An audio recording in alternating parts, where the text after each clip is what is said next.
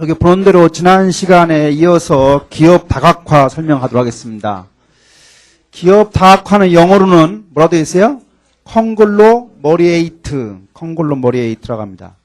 산업 분문이 다른 이종 기업 간에 기업이 만드는 제품이 다 다르다는 얘기죠. 화학이라든가 재질 이런 게 다른 것처럼 이종 기업 간의 다각적 결합 또는 제3의 기업 합병을 기업 다각화를 한다.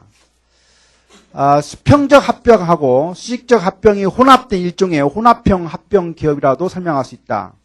어떻게 이루어지느냐? 주식을 서로 교환한다거나 주식을 공개 매입, 우리가 영어로 take over bid란 말을 쓰는데 이러한 주식 공개 매입을 통해서 이런 기업 다각화가 실행이 된다.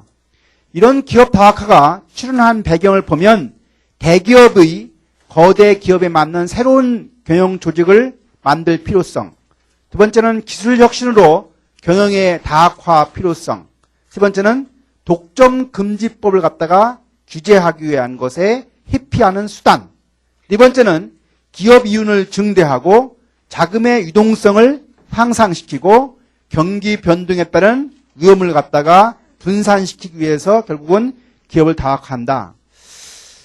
여기서 용어 중에 혹시 유동성이라고 하는 용어를 아나요?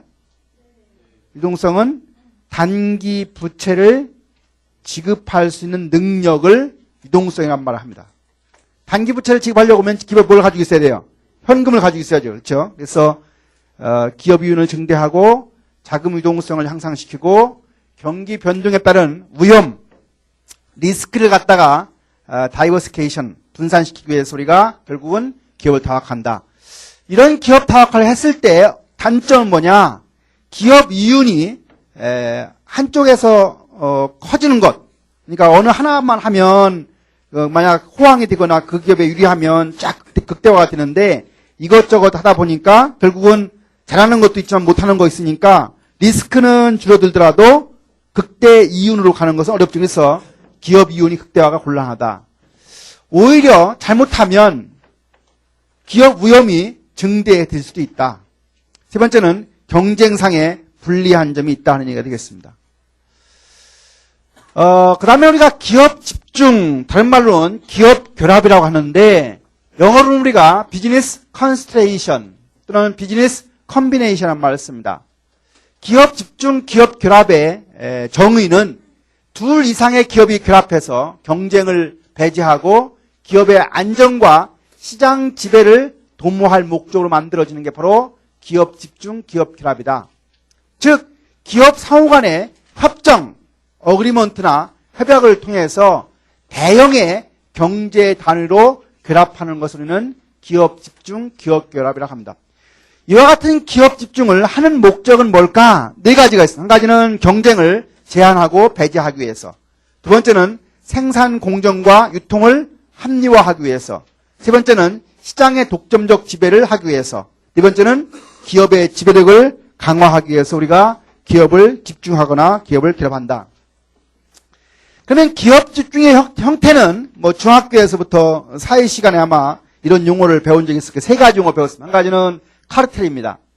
우리말로는 기업 연합이라고 하거나 기업 협정이라고 하는데 이 카르텔은 동종, 같은 성격입니다. 동종이나 유사 업종 간의 신사협정, 영어로 뭐라고 하겠어요?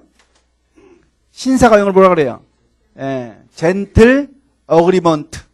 신사협정에 의해서 기업 연합 형태가 바로 기업 집중에 해당하는 카르텔이 됩니다. 카르텔을 만드는 이유는 시장을 갖다가 통제할 목적으로 카르텔을 형성하고 여기는 특징이 법률적으로나 경제적으로 독립성을 유지하는 게 특징이 됩니다. 그래서 결합력은 약하고요. 가입 탈퇴는 자유가 특징입니다. 카르텔의 유형을 보면 하나가 공급 쪽에 해당이 되는 판매 카르텔이 있어요. 어떤 경우? 가격, 조건, 수량, 지역, 공판과 관련된 카르텔인데 특히 공판 카르텔을 다른 말로 신디케이트라는 말을 쓰기도 합니다. 두 번째 카르텔의 유형은 판매 카르텔 다음의 유형은 구매 카르텔이라는 게 있고요. 그 다음에 세 번째는 생산 카르텔이 있는데 일반적으로 생산 카르텔은 생산을 제한하거나 또는 생산을 특수화하거나 특허 이용 관점에서 우리가 카르텔이 형성되게 됩니다. 두 번째는요, 트러스트라는 게 있습니다. 우리말로는 기업 합병이라고 하는데, 기업 상호 간의 출자액을 결합해서 시장 통제와 경영 합리화를 추구하는 자본적 기업 활동을 트러스트라고 한다. 그래서 이 트러스트는 자본적으로 또는 법률적으로 독립성을 완전히 상실하는 형태가 되고요. 시장 독점과 경영 합리화가 목적이 되겠습니다.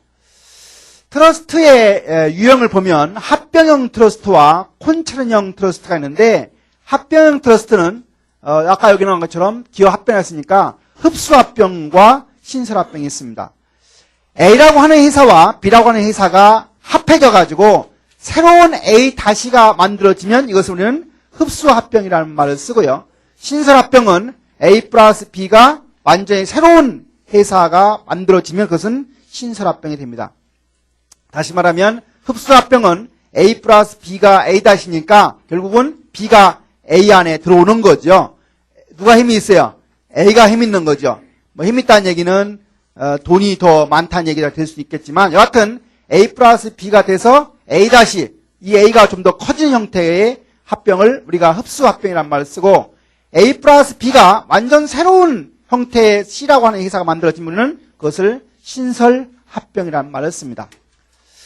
그 다음에 콘체르형 트러스트는 동일 업종에 둘 이상의 기업이 지배 가능한 비율의 주식을 자산에 수탁하거나 매수해서 기업의 지배권을 획득하는 얘기를 합니다. 여기서 수탁이라고 하는 말은 남한테 주는 위탁의 반대니까 제가 받는 거죠. 그래서 동일 업종에 둘 이상 기업에 해당하는 게 콘체르형 트러스트다.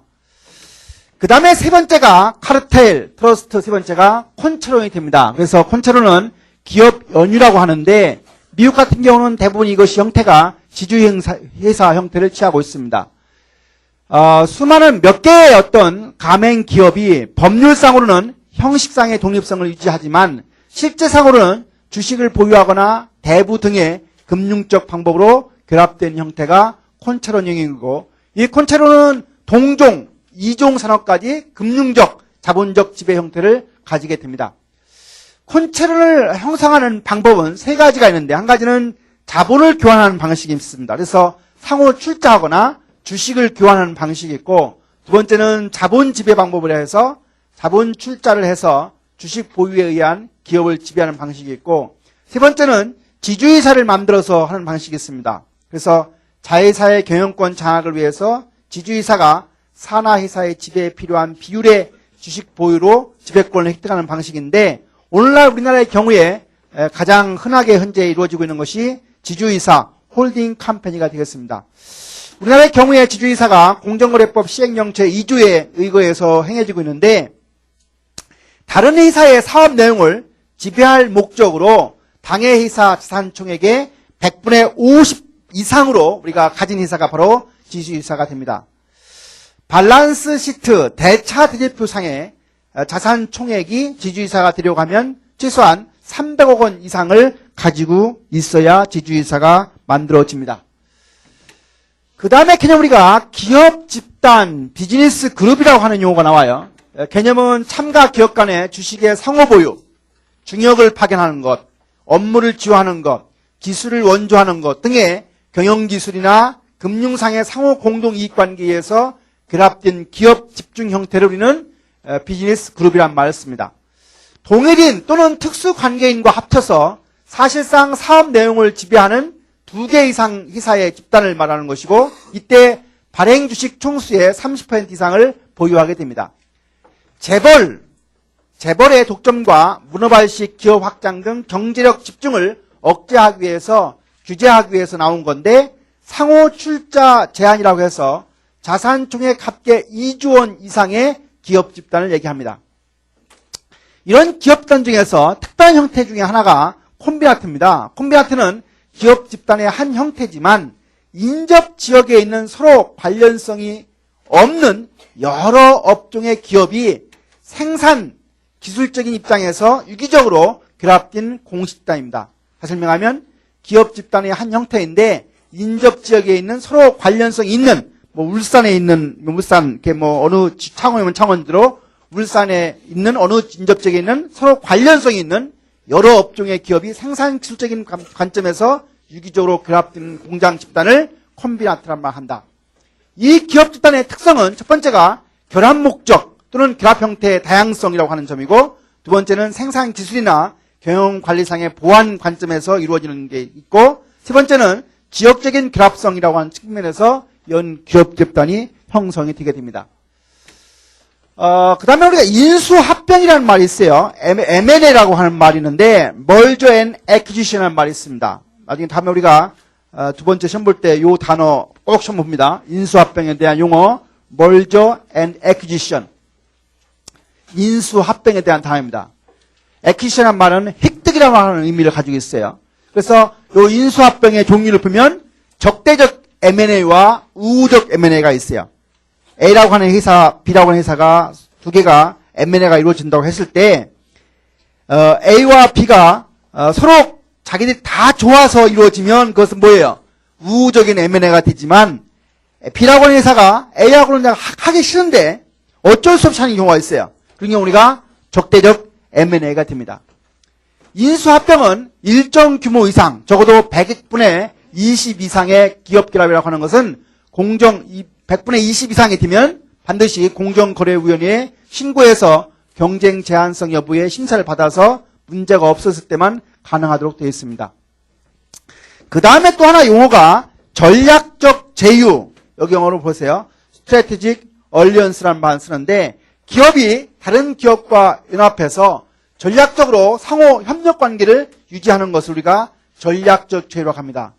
이런 전략적 제휴가 왜 발생하느냐? 그 목적을 보면 서로 기술을 갖다가 보완하기 위해서, 새로운 신시장을 갖다가 개척하기 위해서, 어느 기업이 자본이 부족하니까 자본 부족을 보완하기 위해서, 또는 사업을 다각화하기 위해서 생산시설을 확충하기 위한 목적으로 전략적 제휴가 이루어집니다. 그 다음에 우리가 전략적 제휴가 강자 간의 상호 보완적 제휴가 가장 이상적이다.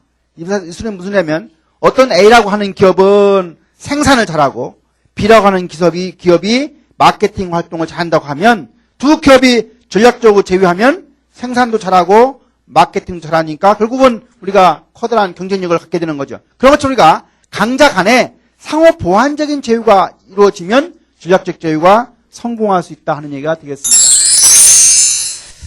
그 다음에 이제 기업의 국제화입니다. 국제화. 지난번에 잠깐 제가 국제화와 세계화의 차이를 한번 설명한 적이 있습니다.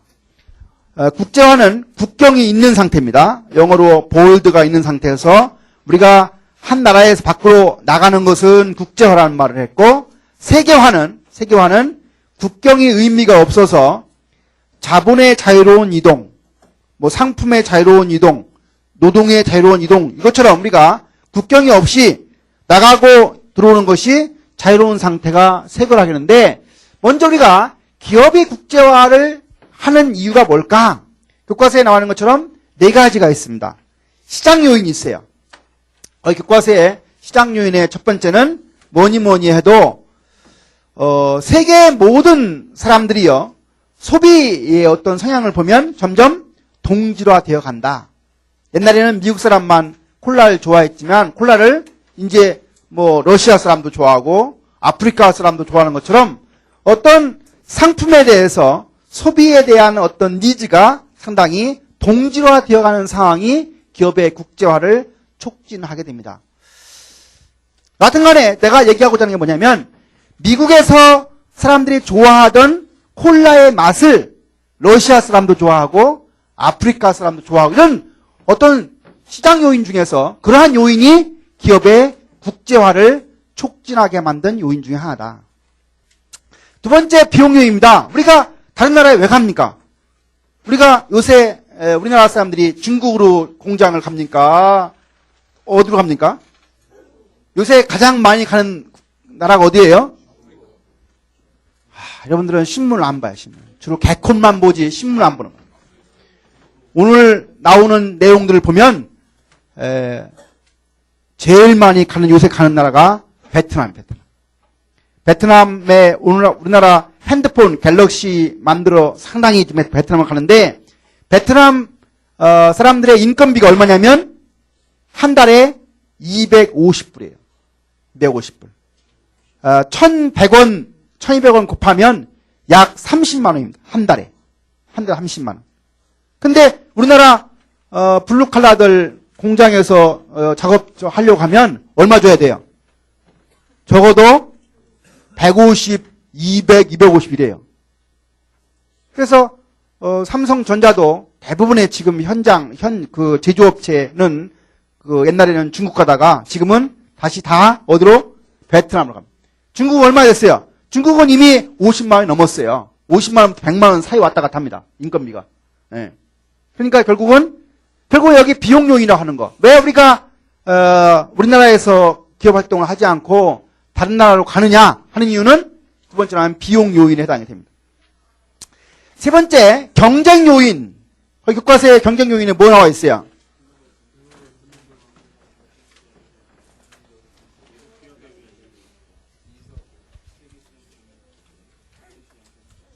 또, 요 마지막 정부 요인은 뭐 있어요? WTO 체제, 관세 동맹. 예를 들어서 우리가 미국에다가 뭘 파는데 얼마 개수 뭐 10만 톤 이상은 안 된다. 이러한 제한이 있어요. 무역 규제 이런 것들을 해치기 위해서 우리가 미국으로 공장을 간다고 하면 그것은 정부 요인에 해당이 되는 거예요. 우리가 미국에 갈 때는 그런 거죠. 어떤 무역 규제를 회피하기 위해서 가는 거예요. 우리나라가 미국에도 가죠? 그렇죠? 현대자동차가 미국에 있어요, 없어요? 미국에 있습니다. 현대자동차가. 네.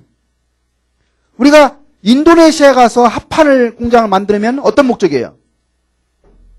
어떤 목적이죠? 인도네시아에 가서 합판 공장을 만든다라고 하면 그것은 어떤 목적이에요? 네, 원자재의 확보 목적이죠. 그렇죠? 인도네시아에는 나무가 많은 나라니까. 그러니까 여기 나와 있는 몇 가지 요인들은 모두가 기업이 국제화를 촉진시키는 요인에 해당이 된다. 기업이 어떻게 해서 국제화 과정을 거치게 되느냐? 여기 보면은 국내 판매 단계. 처음 여러분들이 어느 기업이 만들어지면 기업에서 어느 나라 사람을 대상으로 걸 만들겠어요? 네, 자국 내 사람들한테 팔려고 만들어요. 이게 이제 국내 판매 단계입니다. 그러다가 경쟁자가 많아지고 내가 만드는 물건의 양이 많아지면 여기서만 팔아가지고 돼야 안 돼요? 남아요. 그러니까 어디 하고 싶어요? 얻다가 팔고 싶죠. 이게 결국은 뭐 하는 단계예요? 수출 단계예요. 수출도 두 가지가 있어요. 내가 직접 하면 직접 수출이 되는 것이고 다른 대기업을 통해서 수출하게 되면 그것은 간접 수출이 되는 거예요. 수출하다가 어떻게 됩니까? 야, 내가 직접 그 나라에 가서 만들겠다. 그 나라에 가서 공장을 짓겠다라고 하면 뭐예요? 해외 직접 투자가 됩니다.